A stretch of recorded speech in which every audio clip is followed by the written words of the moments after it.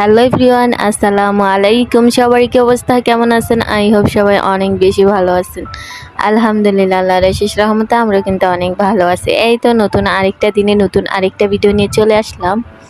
I hope আজকের ভিডিওটা আপনাদের কাছে অনেক বেশি ভালো লাগবে। তো আজকের ভিডিওটা হচ্ছে আমি বিকাল থেকে আর কি নিছি। তো বিকাল থেকেই হচ্ছে রাত অবধি কী করি ওগুলি হচ্ছে আপনাদের মাঝে শেয়ার করব। তো বিকালের দিকে হচ্ছে আমি কিন্তু কালকে মানে শুক্রবারে বাজারে গেছিলাম। আমার আপুরা হয়তো বা জানেন, ওই যে বললাম না যে 500 টাকা বাসায় রেখে গেছি, মানে আমি তো ভাবছি যে আমি হারাই ফেলছি।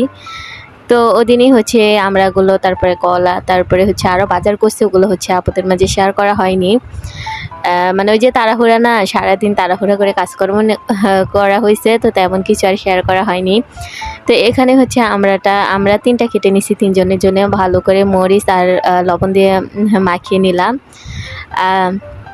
তো মাখামাখি শেষে হচ্ছে যেহেতু বিকালের থেকে ভিডিওটা নিছি, ওগুলো খাওয়ার পরে হচ্ছে এখানে হচ্ছে নারকেলটা আর কি অফ ক্যামেরা আর কি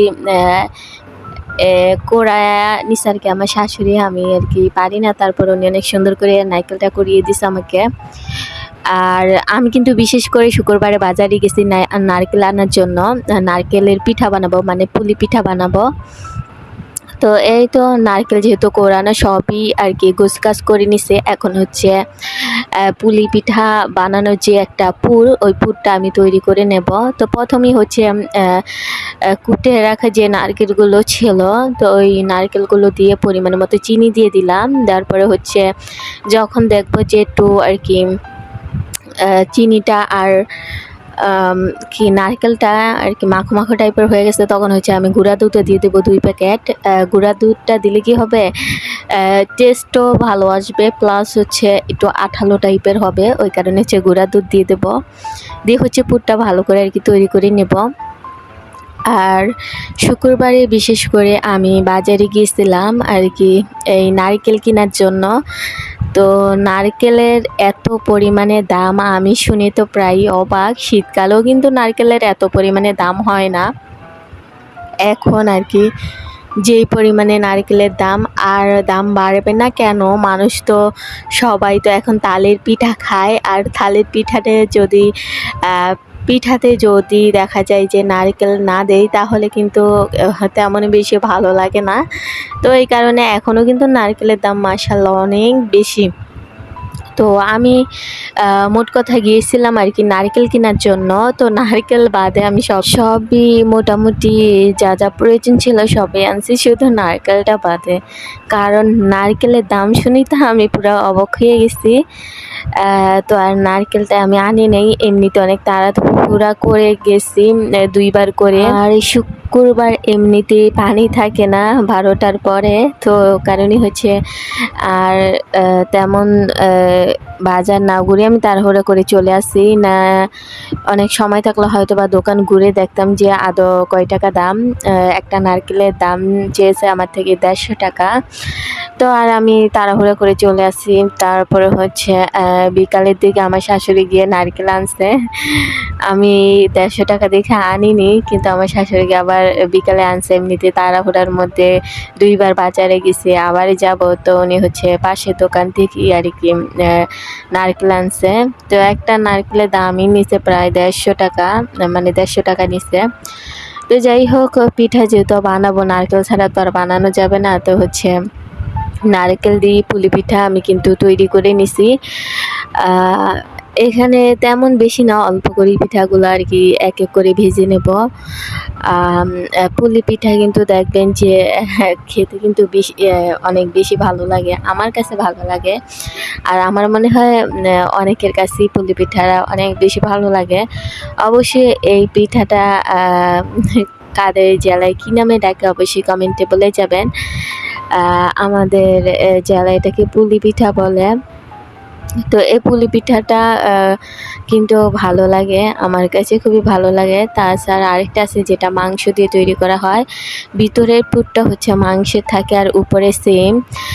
ওই পিঠাটাও আমার অনেক বেশি ভালো লাগে। তো আজকে আর ঝালটা বানাবো না, আজকে হচ্ছে মিষ্টিরটাই বানিয়ে নিলাম। ঝালটা যে কোনো সময় বানিয়ে নিতে পারবো, গরুর মাংস বা মুরগির মাংস যেটাই বলেন, ওই পুরটা দিয়ে বানালো দেখবেন যে এই পুলি পিঠাটা অনেক বেশি ভালো লাগে। তো আজকে হচ্ছে এই পিঠাটা বানালাম। তো চালের গুঁড়া দিয়ে বানালে কি হয় যে ক্রিসপি টাইপের হয় আর ভীষণ বেশি ভালো লাগে। তো চালের গুঁড়া কিন্তু আমি কালকে করে নিছি, ওটা কিন্তু আমার আপুরা দেখছেন। আর অনেকে কমেন্টে বলছেন যে আপু এই হামানদিস্তায় আর কি গুঁড়া করা কিন্তু অনেক কষ্টের, আবার অনেকে বলছেন যে এটা দেখে অনেক ভালো লাগলো। আবার অনেকে এটাও বলছেন যে আগে আমরা এভাবেই করতাম। তো যাই হোক, প্রতিটা আপুরই হচ্ছে কমেন্টগুলো আমি পড়ি এবং আমার কাছে অনেক বেশি ভালো লাগে। আর অনেক প্রিয় প্রিয় আপুরা আছে যারা মাশাআল্লাহ এত সুন্দর করে কমেন্ট করে, আবার অনেক সুন্দর পরামর্শ দেয়, বা কোনো ভুল করলে বা আইডিয়া চাইলে তারা কিন্তু অনেক সুন্দর সুন্দর আইডিয়া বা পরামর্শ দেয়, যে জিনিসটা আমার কাছে খুবই ভালো লাগে। তো আমার এক আপু অনেক সুন্দর সুন্দর প্রতিটা ভিডিওতেই খুব সুন্দর সুন্দর কমেন্ট করে। তো অনেক আপুই হচ্ছে অনেক সুন্দর সুন্দর কমেন্ট করে, যেগুলো আমার কাছে ভীষণই ভালো লাগে। তো ওই কমেন্টগুলো পড়ি। তো ওগুলো পড়লে দেখা যায় যে ভিডিও বানানোর আগ্রহটা আরও দ্বিগুণ বেড়ে যায়। তো যাই হোক, এক এক করে হচ্ছে পিঠাগুলো সবগুলোই আমি আস্তে আস্তে লোহিতে আর কি ভেজে নিতেছিলাম, যাতে উপরের এটা অনেকটা ক্রিস্পি টাইপের হয়। বেশি তাড়াহুড়া করে ভাজলে বা জালটা বাড়িয়ে দিয়ে ভাজলে উপরে লালচে কালার খুব তাড়াতাড়ি এসে পড়বে, কিন্তু খেতে অত বেশি মচমচে হবে না আমার মনে হয়, মানে পোড়া টাইপের হয়ে যাবে উপরে।